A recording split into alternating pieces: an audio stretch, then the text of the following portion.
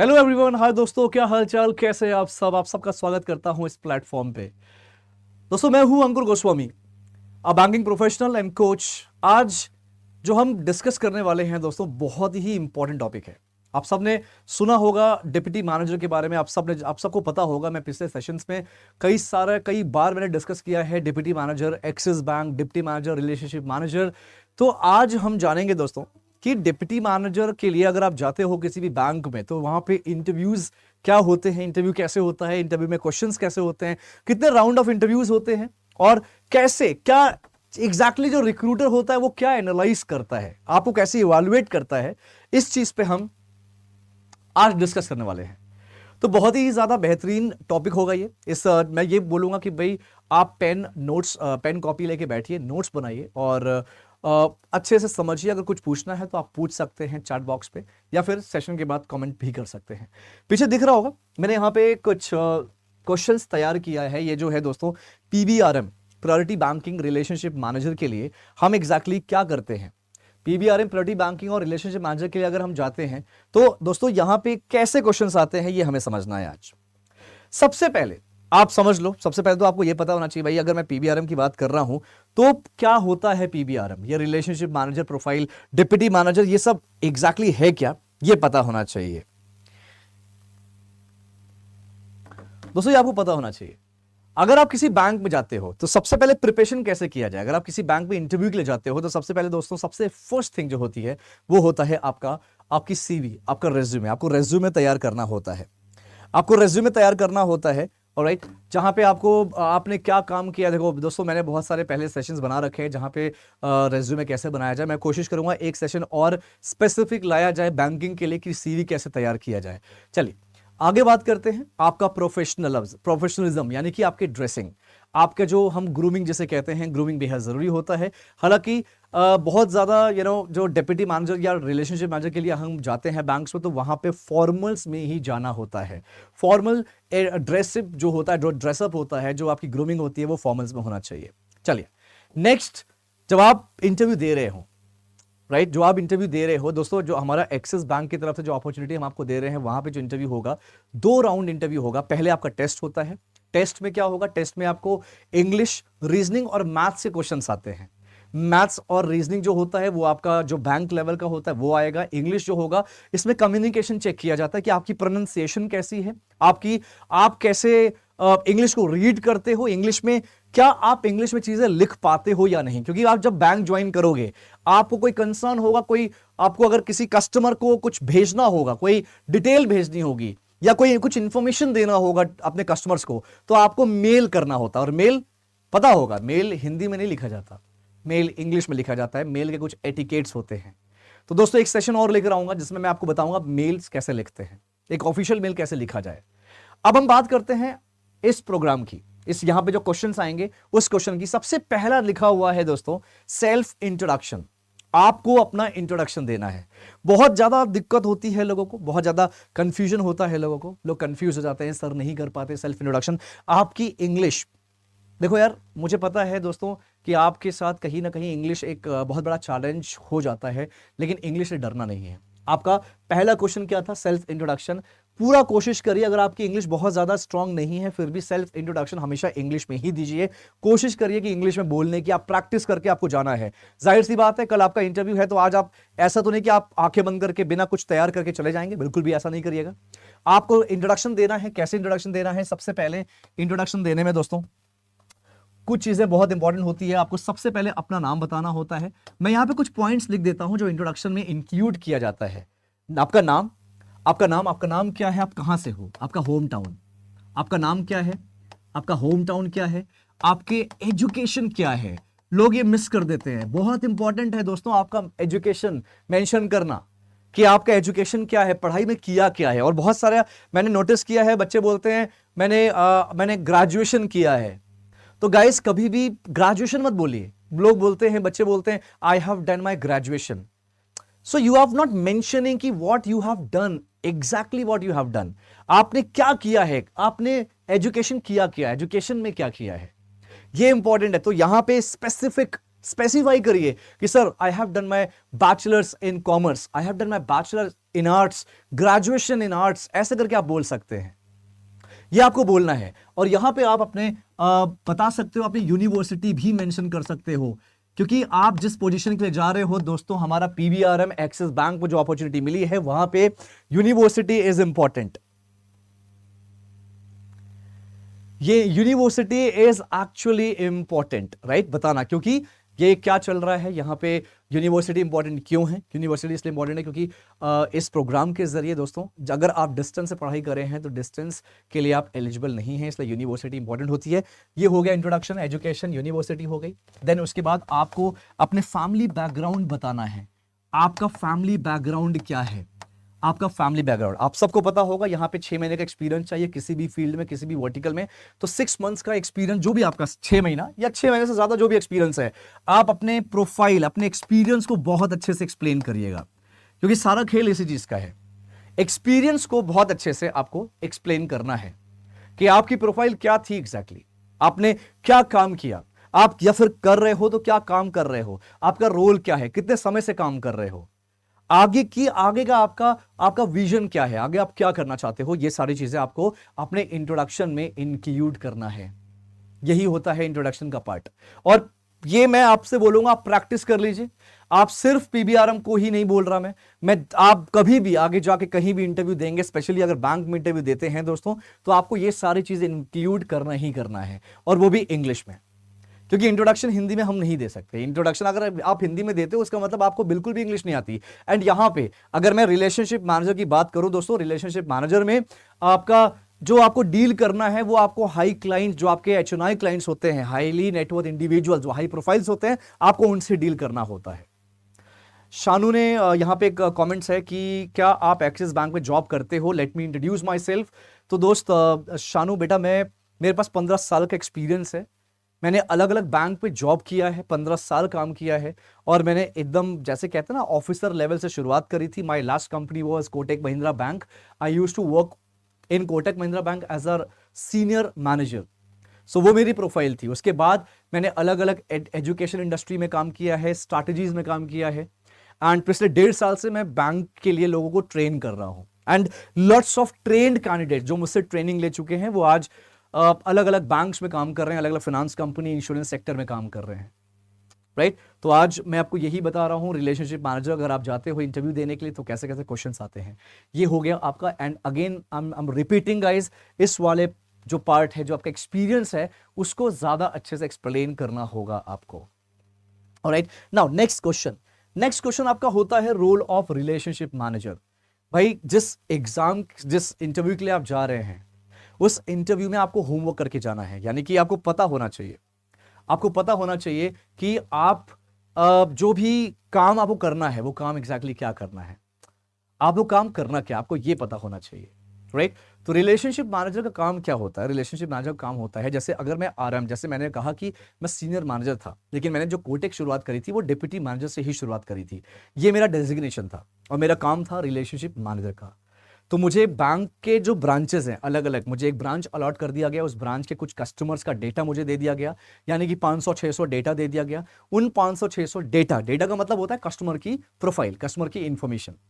अब वो कस्टमर की जो इंफॉर्मेशन है, उन कस्टमर्स को मुझे कॉल करना रहता था, उनके साथ मीटिंग करनी होती थी, उनको ये समझाना होता था कि सर मैं आपका रिलेशनशिप मैनेजर हूं, अगर आपको किसी भी तरह की बैंकिंग रिक्वायरमेंट्स की जरूरत है, किसी भी तरह की बैंकिंग रिक्वायरमेंट है, कोई भी बैंकिंग कंसर्न है, कोई भी प्रोडक्ट, अगर आपका प्रोडक्ट रिक्वायरमेंट है, तो उसके लिए आप मुझे कनेक्ट कर सकते हैं। ये ऐसे मैं डील करता था उनके साथ। तो रिलेशनशिप मैनेजर यही काम करता है। उनको क्या करना होता है, जो एग्जिस्टिंग कस्टमर है उनके साथ एक रिलेशनशिप बिल्डअप करना होता है, उनको जागरूक कराना होता है प्रोडक्ट सर्विसेज, बैंकिंग के प्रोडक्ट और सर्विसेज को लेके, और जो भी रिक्वायरमेंट उनकी है वो रिक्वायरमेंट फुलफिल करनी होती है, सर्विसेज देना होता है बेस्ट टू बेस्ट। और एट द एंड जो भी आपका बिजनेस है, यानी कि आपको बिजनेस जनरेट करना होता है, अगर मैं शुद्ध भाषा में बोलूं, आपको सेल्स करना होता है। ये एज अ आरएम करते हैं। अब बहुत सारे बच्चे बोलते हैं सर मुझे सेल्स नहीं करना, मुझे बैंक में नौकरी करनी है लेकिन सेल्स नहीं करना। अगर आपको बैंक में नौकरी आप करना चाहते हो तो आप याद रखना गाइज, आपको सेल्स करना आना चाहिए। जितने भी लोगों ने बैंक में कहीं ना कहीं नौकरी की है, सेल्स हो या फिर ब्रांच बैंकिंग हो, अगर आप रिटेल बैंकिंग या ब्रांच बैंकिंग में काम करते हैं दोस्तों, आपको सेल्स करना आना चाहिए। क्योंकि ब्रांच मैनेजर हो या ब्रांच ऑपरेशन मैनेजर हो, सर्विस मैनेजर हो या कोई टेलर या कैशियर हो, जितने भी लोग ये ब्रांच बैंकिंग में काम करते हैं, उन सब का टारगेट होता है सेल्स करने का। सब कुछ सेल्स कर रहा है। अगर आपको प्रमोशन चाहिए, जो ब्रांच में लोग काम करते हैं राइट, उनको अगर प्रमोशन चाहिए तो उसके लिए उनको क्रॉस सेलिंग बहुत हाई होनी चाहिए, बहुत अच्छी उनकी क्रॉस सेलिंग होनी चाहिए।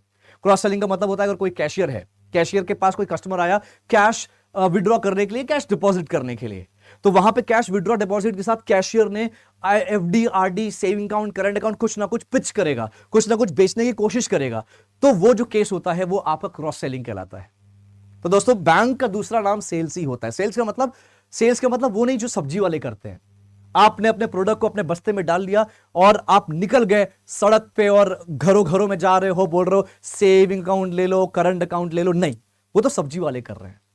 There is a huge difference between sabzi वाले एंड आप में, बहुत जमीन आसमान का अंतर है।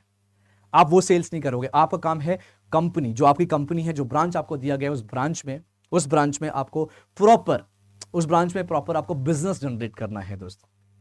तो बिजनेस जनरेट करना ही बेहद जरूरी है यहां पे, ठीक है। तो ओवरऑल आपको बिजनेस जनरेट करना है, यही होता है रिलेशनशिप मैनेजर का काम। ये क्लैरिटी मिल गई होगी। अभी अगर जो एक्सिस बैंक की तरफ से जो आपको अपॉर्चुनिटी आ रही है, करियर 24/7 से जो अपॉर्चुनिटी मिल रही है आपको दोस्तों, यहां पे जो अपॉर्चुनिटी है वो सिंपल है। आपको हाई क्लाइंट्स होते हैं, हाई प्रोफाइल्स होते हैं, उनसे आपको डील करना है। और यही एक रीजन है कि आपको 12 महीने की ट्रेनिंग दी जा रही है। 12 महीने की ट्रेनिंग इसलिए दी जा रही है क्योंकि आपको जो डील करना है वो बड़े बड़े कस्टमर से करना। सोचो ना यार कि आपको किसी कंपनी का सीईओ मिल जाए एज अ कस्टमर, अब उससे कैसे बात करना आपको नहीं पता। अगर मैं अभी आपको भेजूं कि जाओ किसी सीईओ से बात करके आओ, उनसे पिच करो, उनसे मीटिंग करो, आप नहीं कर पाओगे। आपको बहुत कंफ्यूजन होगा कि शुरुआत कहां से करें। यही सारी ट्रेनिंग आपको 12 महीने में दी जाएगी। 12 महीने में सिर्फ आपको बैंकर ही नहीं बनाया जाएगा, आपके पूरा माइंडसेट चेंज होगा दोस्तों, आपकी पूरी रूटीन चेंज होगी। एंड यहाँ पे मैं आपको बता देता हूं, पहले बताता हूं सैलरी की जो हम डिस्कशन कर रहे हैं दोस्तों, सैलरी यहाँ पे हम अप्रोक्सीमेट बता रहे हैं। एक अप्रोक्सीमेटली सैलरी है जो 6-6.5 के आसपास है, क्योंकि सैलरी फिक्स सैलरी है वो 6 से ऊपर है। 6 प्लस LPA, 6 लाख से ज्यादा सैलरी है per annum, 6 lakh per annum से ज्यादा सैलरी होगी, लेकिन ये फिक्स नहीं होती है। क्यों? क्योंकि लोकेशन के ऊपर डिपेंड करता है। ये लोकेशन के ऊपर डिपेंड करता है। आप हो सकता है कि आपको कोई छोटा सा कस्बा जैसा कोई जगह मिल जाए, कोई ब्रांच मिल जाए, हो सकता है कोई आपको मेट्रो सिटी मिल जाए, बैंगलोर मिल जाए, तो जाहिर सी बात है बैंगलोर में जो सैलरी होगी वो सैलरी स्केल थोड़ा सा ज्यादा होगा कंपैरेटिवली। इसीलिए बैंक में अगर आपको बैंकर बनना है या बनना चाहते हो तो इतनी बेसिक नॉलेज पता होनी चाहिए कि बैंक में कभी भी कोई सैलरी फिक्स नहीं होती।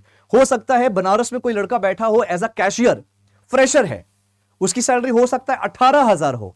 वही फ्रेशर कैशियर बन के सेम बैंक में बैठा है दिल्ली में, उसकी सैलरी 22 या 23,000 होगी।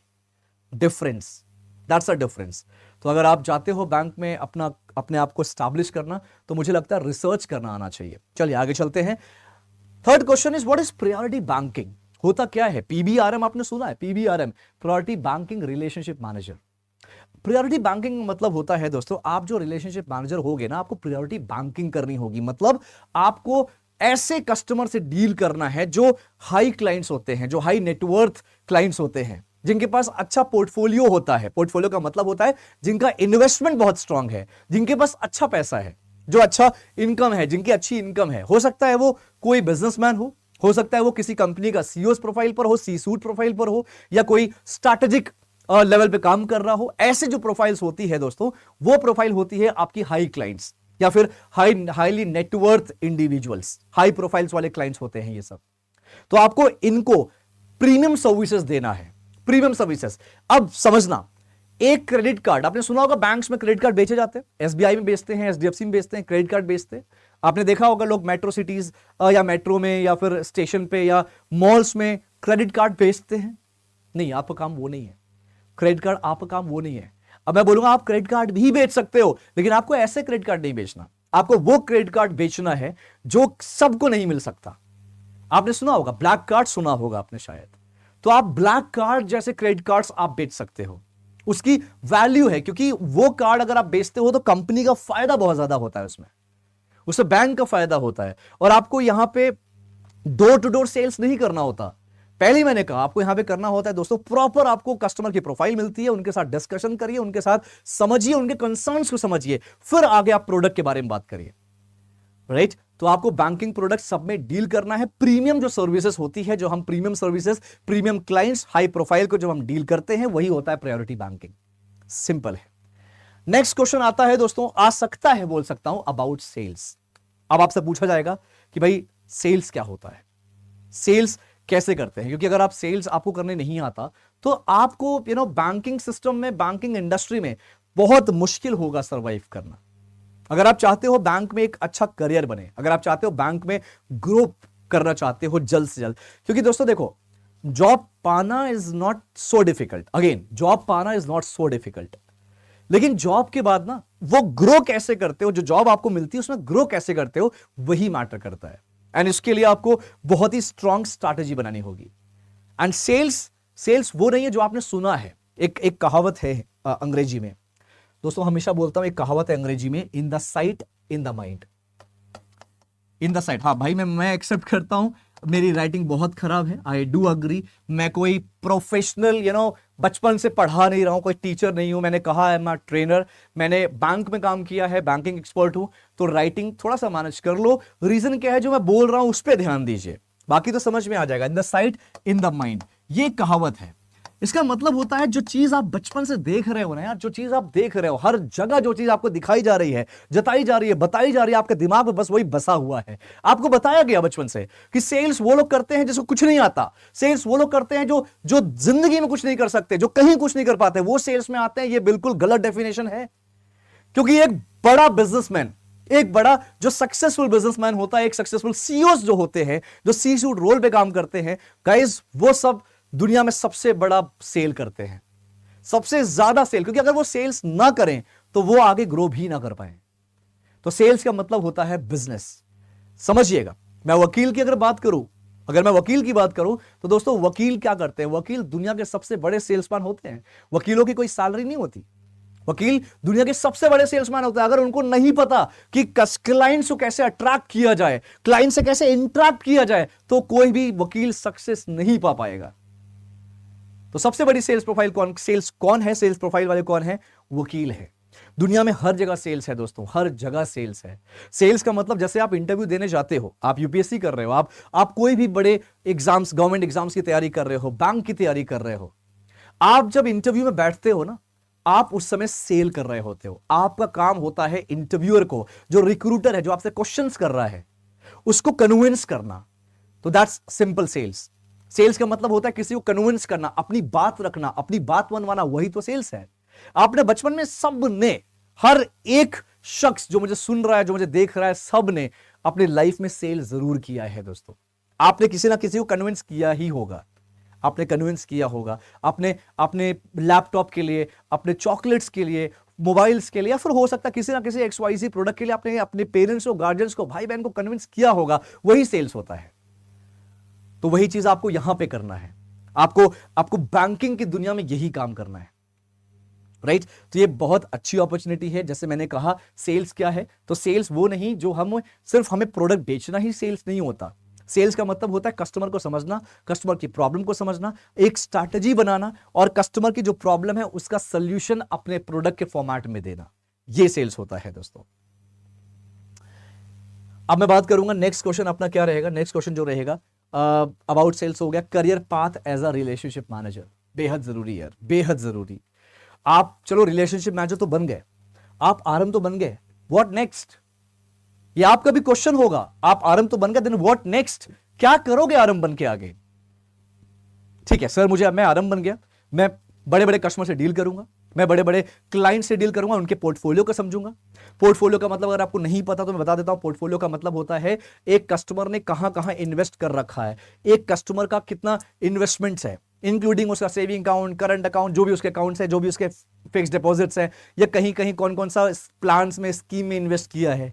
ये होता है आपका पोर्टफोलियो। आपको पोर्टफोलियो मैनेज करना आना चाहिए, जो आपको अभी नहीं आता होगा। तो यही 12 महीने में आपको सिखाया जाएगा कैसे पोर्टफोलियो मैनेज करते हैं। तो आपका आगे का करियर पाथ मैं समझाता हूं। अगर आप एज अ रिलेशनशिप मैनेजर काम कर रहे हो और आपका ग्रेड है deputy manager, deputy manager grade है और काम है रिलेशनशिप मैनेजर का, आगे कैसे जाओगे? सबसे पहला पॉइंट है दोस्तों, सबसे पहला पॉइंट आगे जाने का, आप यहां पे क्या कर रहे हो? आप हाई प्रोफाइल के क्लाइंट से डील कर रहे हो। आप हाई प्रोफाइल के क्लाइंट से डील कर रहे हो, हाई प्रोफाइल के क्लाइंट से डील कर रहे हो। आप यहां पे क्या कर रहे हो? अगर आपको बैंकिंग प्रोडक्ट्स में डील करना है तो हो सकता है आप करंट अकाउंट भी बेचोगे, और करंट अकाउंट में जब आप डील करते हो तो आप किससे आपको करना होगा डिस्कशन या डील किससे करना होगा? कंपनीज से करना होगा। कंपनीज, तो बड़ी बड़ी कंपनीज से आप उनको अप्रोच करोगे फॉर करंट अकाउंट्स। बड़ी बड़ी कंपनीज को आप अप्रोच करोगे फॉर करंट अकाउंट्स। अब वहां पे हो सकता है कि आपको अच्छा एक्सपोजर मिल जाए, अगर आप प्रेजेंटेबल हो, अगर आप कम्युनिकेशन बहुत स्ट्रांग है, आपके पास वो क्वालिटी वो कैलिबर है, तो डेफिनेटली आपको यहां से भी एक्सपोजर मिल सकता है, अपॉर्चुनिटी मिल सकती है, बिल्कुल मिल सकती है, बेशक इसमें कोई दो राय नहीं है। अब ये हो गया, यहां पे आप समझते हो, इसे हम कहते हैं B2B। सबसे ज्यादा पैसा कमाने वाला वर्टिकल है बिजनेस टू बिजनेस। आप एज अ कंपनी रिप्रेजेंट कर रहे हो, आप डील किससे कर रहे हो? दूसरी कंपनी से। आप किसी इंडिविजुअल से डील नहीं कर रहे, किसी रिटेल कस्टमर से डील नहीं कर रहे, आप डील कर रहे हो बिजनेस से, किसी कंपनी से। यहां पे सबसे ज्यादा स्कोप है दोस्तों। इसीलिए जो लोग सेल्स में काम करते हैं, मैं अच्छे सेल्स लोगों की बात कर रहा हूं, मैं वो उन लोगों की बात नहीं कर रहा जो सेल्स में आते हैं 2 महीना काम करके चले जाते हैं, नहीं वो नहीं, जो सेल्स में टिकते हैं, जिन्हें पता है यार सेल्स से यार बहुत कुछ सीखते हैं, बहुत आगे बढ़ते हैं, वो लोग यहां पे जाना चाहते हैं B2B सेल्स में। B2B सेल्स बहुत ज्यादा डिमांडिंग सेल्स है, डिमांडिंग वर्टिकल है दोस्तों B2B। B2B सेल्स में आप अपना करियर बना सकते हो। यही B2B को अगर मैं दूसरे नाम में बोलूं ना, बैंकिंग के टर्म्स में, ये होता है कॉर्पोरेट बैंकिंग। कॉर्पोरेट बैंकिंग, जहां पे हम क्या करते हैं, हम बड़ी बड़ी कंपनी से हम बैंकिंग करते हैं, बड़ी बड़ी कंपनी से हम डील करते हैं, अलग अलग कॉर्पोरेट बैंकिंग के प्रोडक्ट्स होते हैं, वो हम अप्रोच करते हैं, उन प्रोडक्ट को लेकर हम अप्रोच करते हैं कंपनीज को। आपने सुना होगा, शायद आपने सुना होगा, letter of credit, banks guarantee, banks, ये सब जो प्रोडक्ट्स होते हैं ना दोस्तों, ट्रेड एंड फाइनेंस का पार्ट है। ये सब प्रोडक्ट्स क्या है? ये आपके कॉर्पोरेट बैंकिंग में आता है। अब आपने सुना भी होगा, कुछ लोग होंगे यहां पे कि जो बोलते हैं कि सर मुझे इन्वेस्टमेंट बैंकर बनना है। तो ये जो इन्वेस्टमेंट बैंकर है ना, ये कहां से आएगा?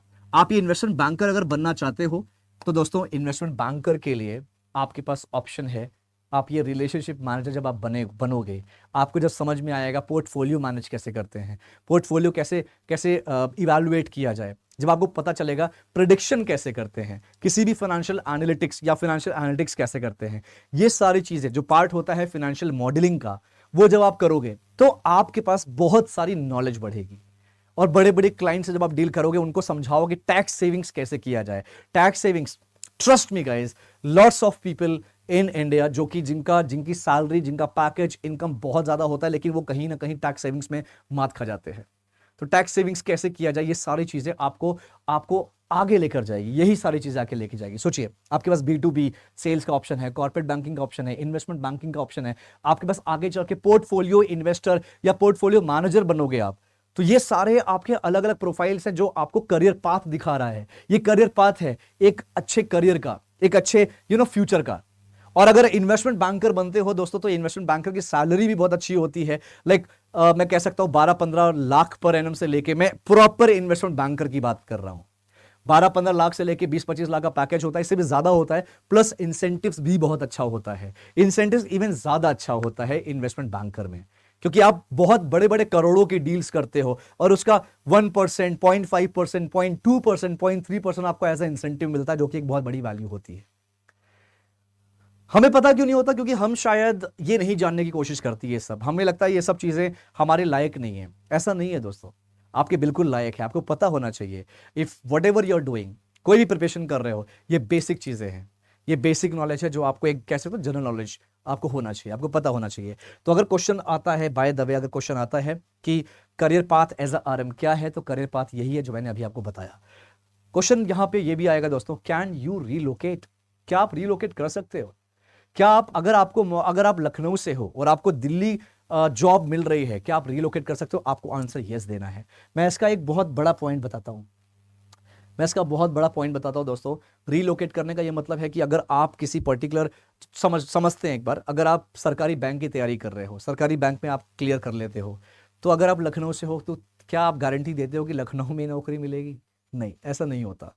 आप कोई भी नौकरी करो, सरकारी हो या प्राइवेट में अगर बैंक के अलावा कहीं भी जाते हो, बैंक के अलावा किसी में भी नौकरी करते हो दोस्तों, तो आपको बैंक के अलावा किसी भी प्राइवेट कंपनीज में अगर आप जाते हो तो समझना, जितने भी मेट्रो सिटीज हैं, बड़ी बड़ी कंपनीज उन्हीं मेट्रो सिटीज में हैं। अगर आप अपने आप को रखो ना एक बार, अगर आप चाहते हो फाउंडर, अगर मान लो आप फाउंडर हो, आप कोई कंपनी स्टार्ट कर रहे हो, तो आप कौन से शहर में कंपनी लगाओगे? जहां पे ज्यादा अपॉर्चुनिटी है, ज्यादा मैन पावर है, जहां पे लोग ज्यादा आपको मिल जाएंगे आसानी से, जहां पे रिसोर्सेस ज्यादा है, आप वहीं पे इन्वेस्ट करोगे। जाहिर सी बात है, आप छोटे से किसी गांव में कोई कंपनी नहीं चलाओगे। इसीलिए बड़ी बड़ी कंपनीज ऐसे शहरों में हैं। और अगर आपको कॉर्पोरेट में जाना है, अगर आपको प्राइवेट कंपनीज में जाना है, तो ऐसे शहरों में आपको रिलोकेट होना पड़ेगा। सिमिलरली आपके अगर मैं बात करूं सरकारी नौकरी की, सरकारी नौकरी में आपको पैन इंडिया में कहीं भी भेज सकते हैं। बैंक्स में तो, सरकारी बैंक में तो आपको दूसरे स्टेट में भी भेज देते हैं, लेकिन प्राइवेट बैंक में ऐसा नहीं होता। ज्यादातर प्राइवेट बैंक्स में ऐसा नहीं होता। प्राइवेट बैंक में ज्यादातर क्या होता है कि आप जिस स्टेट से हैं उसी स्टेट में भेजेंगे, आपको पोस्टिंग मिलेगी, नहीं तो अगल बगल किसी स्टेट में मिल जाएगा जहां पे लैंग्वेज सेम हो, लैंग्वेज बैरियर ना हो। जैसे एग्जांपल के तौर पे कोई यूपी से है तो उसको दिल्ली नोएडा मिल सकता है, उसको दिल्ली नोएडा जॉब मिल सकती है क्योंकि लैंग्वेज सेम है। कोई गुजरात से है तो उसको गुजरात ही मिलेगा प्राइवेट बैंक्स में। लेकिन रिलोकेट मुझे लगता है बेहद जरूरी है आपके लिए, क्योंकि आपको पता होना चाहिए कि दुनिया क्या है, आपको पता होना चाहिए काम कैसे करते हैं, आपको पता होना चाहिए कि एक अकेले अगर आप अपनी लाइफ बिताते हो तो उसमें मैनेजमेंट कैसे किया जाता है। ऑलराइट गाइस, एक कुछ क्वेश्चंस भी आ रहे हैं यहां पे, मैं बता देता हूं। जो अगर आप बात करोगे एज की, किसी भी बैंक को ज्वाइन करने के लिए गाइस जो एज होती है मैक्सिमम वो 27 होती है। कुछ बैंक्स इसको 28 करती है। So maximum age to join any private bank as a fresher वो है 28। जैसे आईसीसी बैंक हो गया, और भी कुछ बैंक है 27 कंसीडर करती है। एक्सिस बैंक पे अगर आप ज्वाइन करना चाहते हो तो आपकी एज 28 साल एज अ मैक्सिमम। तो आई होप समझ में आया होगा, क्लैरिटी मिली होगी दोस्तों। ये आपके ऐसे क्वेश्चंस आते हैं। एक, क्योंकि अगर आप पीबीआरएम का 2 राउंड जैसे मैंने बताया, एक राउंड है करियर 24/7, एक राउंड है एक्सिस बैंक की तरफ से, तो दोनों राउंड में आपके क्वेश्चंस, आपको रिलेशनशिप मैनेजर को लेके बहुत क्लैरिटी होना चाहिए, सेल्स को लेके क्लैरिटी होना चाहिए, और आप आपको पता होना चाहिए ये जो प्रोग्राम है, ट्रेनिंग जो होने वाली है, वो कैसे ट्रेनिंग आपके लिए बेनिफिशियल होगा और करियर पाथ क्या होगा। That's it. यही सारी चीजें हैं। मैं फिर बोल रहा हूं दोस्तों, अगर आपको लगता है कि आपको सेल्स को लेकर आप डर रहे हो, सेल्स को लेके आप नहीं कर पाओगे सेल्स, तो ये आपका माइंडसेट है। आप कर सकते हो, बिल्कुल कर सकते हो। मैं फिर बोल रहा हूं, कुछ ऐसी कैटेगरीज है मेरे पास, स्टूडेंट्स की कुछ कैटेगरीज है, वो बच्चे जो किसी सरकारी नौकरी की प्रिपरेशन कर रहे हैं, लेकिन लगता है कि यार अब एज निकल रही है, तो आपके लिए अपॉर्चुनिटी है ये एक्सिस बैंक की अपॉर्चुनिटी। नीचे गूगल फॉर्म भर दिया हुआ है, डिस्क्रिप्शन बॉक्स में लिंक दिया है, लिंक पे जाके अप्लाई करिए। अगर दूसरे कैटेगरीज होती है दोस्तों, अगर आप कंफ्यूज हो, आपको कुछ नहीं पता क्या करना है क्या नहीं करना, तो आपके लिए भी ये अपॉर्चुनिटी है। तीसरे बच्चे होते हैं जो एक्चुअली में करना तो चाहते हैं सरकारी नौकरी की तैयारी, लेकिन फाइनेंशियल प्रॉब्लम है, तो बेटा आपके लिए भी यहां पे अपॉर्चुनिटी है, आप भी अप्लाई करिए। मैं आपको क्लियर बताता हूं, आप फाइनेंशियली स्ट्रांग हो जाओगे। मैं ये नहीं कह रहा कि अगर आपको करना ही है सरकारी नौकरी की तैयारी तो आप जॉब करके छोड़ दो, नहीं, आप प्राइवेट जॉब प्राइवेट बैंक में स्टार्ट तो करो एक बार, आप साथ में करते रहना। अब आप बोलोगे सर मैनेज नहीं हो पाता टाइम, ऐसा कुछ नहीं है भाई, सब मैनेज हो जाता है, सब मैनेज हो जाता है। आप सुबह 9 बजे से लेकर रात के शाम के 7 बजे तक आप ऑफिस में रहोगे, 8 बजे घर पहुंचोगे, आप 3, 4, 5 घंटा निकाल सकते हो, आसानी से निकाल सकते हो। इसके अलावा जो दूसरी नेक्स्ट कैटेगरी होती है, वो लोग जो बहुत क्लियर है, नहीं यार मुझे कुछ नहीं करना, सिर्फ और सिर्फ सरकारी नौकरी की तैयारी करनी है, तो आपके लिए मैं सजेस्ट करूंगा आप फोकस रहो उसी में, आप उसी में फोकस करिए, आप कुछ मत करिए। अगर आपको ऐसे सेशंस मिलते हैं, मैं आपको क्लियर बोलता हूं, अगर आपको लगता है कि यार ये सेशन मेरे लिए बेनिफिशियल नहीं है, आप स्किप कर दीजिए वीडियो, आपके पास ऑप्शन है वीडियो स्किप करने का, राइट। तो इस तरह के बच्चे हैं, इस तरह के अगर स्टूडेंट्स आ रहे हैं तो प्लीज आप अप्लाई करिए। एक्सिस बैंक बहुत बढ़िया अपॉर्चुनिटी दे रही है। आप सैलरी बहुत होती है 6 से 6.5, यहाँ पे 6.5 लाख आपने जो देखा है, 6.5 लाख का जो आपने थंबनेल में देख रहे हो, कोई गलत नहीं लिखा। यहाँ पे सैलरी फिक्स नहीं होती, सैलरी अलग अलग होती है, बट हमारे केस में जो सैलरी है वो 6.3 से 6.8 है, आप उसमें देख सकते हो, राइट। इसलिए मैं हर जगह 6+ लिखता हूँ, 6+ LP में लिखवाता हूँ, ठीक है। सर मेरे पास 8 महीने का वर्क एक्सपीरियंस है, बेटा आपके पास 8 मंथ्स का वर्क एक्सपीरियंस है, आप एलिजिबल हो। मैं एक बार फिर से एलिजिबिलिटी भी बता देता हूं यहाँ पे दोस्तों, एक एलिजिबिलिटी भी बता देता हूं। आपकी उम्र 21 से 28 साल होनी चाहिए, नंबर 1। आपके पास एक्सपीरियंस होना चाहिए किसी भी कंपनी में, किसी भी इंडस्ट्री में 6 महीने का एक्सपीरियंस होना चाहिए, लेकिन एक्सपीरियंस लेटर होना चाहिए, कोई प्रूफ होना चाहिए कि हाँ आपने 6 महीना 7 महीना जो भी है टाइम काम किया है। तीसरा एक्सपीरियंस तीसरा जो एलिजिबिलिटी है, आप ग्रेजुएशन किसी फील्ड में किसी स्ट्रीम में ग्रेजुएशन हो, BA BSc BCom BTech B pharma चलेगा। आप 10th 12th ये तीन जो है, इन तीनों में आपके 50% 50 होने चाहिए। तीनों को मिला के नहीं बोल रहा, तीनों में 50% होने चाहिए। और आपका जो ग्रेजुएशन है दोस्तों वो रेगुलर यूनिवर्सिटी से हुआ होना चाहिए। अगर आपने किसी भी डिस्टेंस से करा है तो आप एलिजिबल नहीं है, क्योंकि जब आप फॉर्म भरेंगे ना, जब आप फॉर्म भरेंगे अपने आप उसमें लिख जाएगा sorry you are not eligible for this training, clear लिख जाएगा। ये तीन चीज बेहद जरूरी है, राइट। और जैसे मैंने बता दिया 21 से 28 हो गया, 6 महीने का एक्सपीरियंस हो गया, ग्रेजुएशन हो गया 10th 12th और ग्रेजुएशन। ये एक्सपीरियंस लेटर होना बहुत जरूरी, 6 मंथ्स का एक्सपीरियंस होना चाहिए, 6 महीने का एक्सपीरियंस होना चाहिए। तो अगर आपके पास ये चीजें हैं तो आप एलिजिबल हो। मैं फिर बोल रहा हूं, आप कहीं अगर प्रिपरेशन कर रहे हो, फोकस्ड हो, विजन क्लियर है, तो बॉस आप ये वीडियो स्किप कर दीजिए। ये वीडियो आपके लिए नहीं है, मैं आपको क्लियर बता रहा हूं, आप जो प्रिपरेशन कर रहे हैं आप वही करिए। लेकिन कंफ्यूजन है शायद इसीलिए ये वीडियो देख रहे हो, कहीं ना कहीं डाउट है इसलिए वीडियो देख रहे हो आप। अगर आप ये वीडियो देख रहे हो, सेशन देख रहे हो, तो आप इसमें अप्लाई करिए। मैंने अभी आप ये जो सेशन चल रहा है ये इंटरव्यू जैसे होगा हमारा करियर 24/7 और एक्सिस बैंक की तरफ से, वो इंटरव्यू कैसे क्लियर करना है उसके लिए वीडियो था। अगर आप लेट से ज्वाइन किए हैं, मैं फिर से बोलूंगा थोड़ा बैकवर्ड करके आप जाइए, देखिए वीडियो अच्छे से और देख के नोट्स बनाइए और एक अच्छा गाइज अपने करियर को एक अच्छा उड़ान दीजिए। बस यही कहूंगा, अपने स्किल्स पे काम करते रहिए दोस्तों। एक बहुत बड़ी अपॉर्चुनिटी है। एक अगर मैं एज अ बैंकर अगर मैं बात करूं दोस्तों, एज अ बैंकर देखो यार, बैंकर बनने के लिए कोई क्वालिफिकेशन की जरूरत नहीं होती है। मैं क्लियर बताता हूं, मैं सिंपल ग्रेजुएट हूं, बट हाँ मैं स्किल्ड था, इसलिए मैंने जॉब स्टार्ट करी। मेरे स्किल्स थे, मैं कम्युनिकेशन अच्छा था मेरा, इसलिए मैंने जॉब स्टार्ट किया बैंक में। बैंक के पहले मैं 2 साल का एक्सपीरियंस ऑलरेडी ले रखा था। बैंक के पहले मैंने बीपीओ में काम किया था, नाम भी बता सकता हूं मैं, विप्रो के बीपीओ में था, जहां पे मैं विस्तारा एयरलाइंस में मैं डील करता था। तो ये मेरा काम था। उसके पहले भी मैंने इंटरनेशनल कस्टमर केयर में काम किया था। ये 2 कंपनी में काम करने के बाद मैंने ज्वाइन किया एक स्मॉल फाइनेंस बैंक ज्वाइन किया था मैंने। वहां पे मैंने पूरी बैंकिंग सीखी थी। तो आपके पास स्किल्स मैटर करता है, बहुत जरूरी है आपको स्किल्ड होना। आपके सर्टिफिकेट्स, आपकी degree just for the name, trust me guys, आपका स्किल्स मैटर करता है। आपके हाँ आईआईटीज आईएम्स की बात अलग है, लेकिन आईआईटीज आईएम में भी वो स्किल्स होती है जो एक कंपनी को आगे तक लेके जाए। तो कंपनी रिक्रूटर आपको तभी सेलेक्ट करेंगे जब उनको लगेगा कि ये जो इंसान है ये आगे चल के हमारी कंपनी के एसेट्स बनेगा, तभी। सेम गोज टू यार, आपके आईएएस में भी तो यही होता है, यूपीएससी में भी यही होता है। आप बैंक के एग्जाम्स दोगे, सरकारी बैंक में भी यही होता है कि क्या आप एक बैंक के लिए बेनिफिशियल साबित होगे तभी वो आपको सेलेक्ट करेंगे, वरना सेलेक्ट नहीं करने वाले। यही रीजन होता है। मैं लास्ट में एक चीज और बोलूंगा, जो लोग यहाँ पे तैयारी कर रहे हैं लेकिन लगता है कि तैयारी बहुत ज्यादा स्ट्रांग नहीं है, गाइज आपसे रिक्वेस्ट है, आप यहाँ पे अप्लाई करिए, एक्सिस बैंक का हिस्सा बनिए। एक्सिस बैंक में अगर, क्योंकि आपको पता होगा, शायद बैंक वालों को पता होगा, अगर बैंक में, प्राइवेट बैंक में आपके पास एक्सपीरियंस है 2 साल या 5 साल का, तो आपके पास बहुत सारी सरकारी अपॉर्चुनिटी के लिए आप एलिजिबल हो जाते हैं बैंक में। आरआरबी का जो होता है, रीजनल रूरल बैंक की अपॉर्चुनिटीज है। आपने एसबीआई का सीबीओ सुना होगा, सीबीओ में भी एक्सपीरियंस मांगता है, 2 साल के आसपास कुछ एक्सपीरियंस होता है उसमें भी, ठीक है। तो ये सारी चीजें हैं, बहुत अच्छा ऑप्शन है, कोई गलत नहीं है। फिर बोलूंगा, आपको इसमें कुछ डाउट होता है, कुछ भी दिक्कत है, गाइस फॉर्म भरिए, हमारी टीम कनेक्ट करेगी और आपको सब कुछ समझाएगी। एंड अगर आपके किसी भी सेक्शन में दोस्तों अगर कहीं ना कहीं कुछ कम है तो आप एलिजिबल नहीं हो, ये मैं क्लियर बता देता हूं, ठीक है। ये चीजें हैं। ऑलराइट दोस्तों, फिलहाल का सेशन बस इतना ही था, और अगर कुछ कंसर्न है, कुछ भी है, तो आप मुझे फिर से वही बोलूंगा कि आप जो नीचे लिंक दिया है, लिंक पे क्लिक करिए, लिंक पे जाके फॉर्म भरिए और हमारी टीम कनेक्ट करेगी। जो भी अगर मुझसे भी डिस्कशन करना है आपको, तो आप उनसे बोल सकते हो कि मुझसे डिस्कशन करना है, मेरा नाम अंकुर गोस्वामी है, ठीक है। तब तक अपने स्किल्स पे काम करते रहिए। थैंक यू सो मच दोस्तों, अपना ख्याल रखिए। मैं ऊपर वाले से दुआ करूंगा कि आप जो भी आपका सपना है जल्द से जल्द पूरा हो। Thank you so much, take care everyone.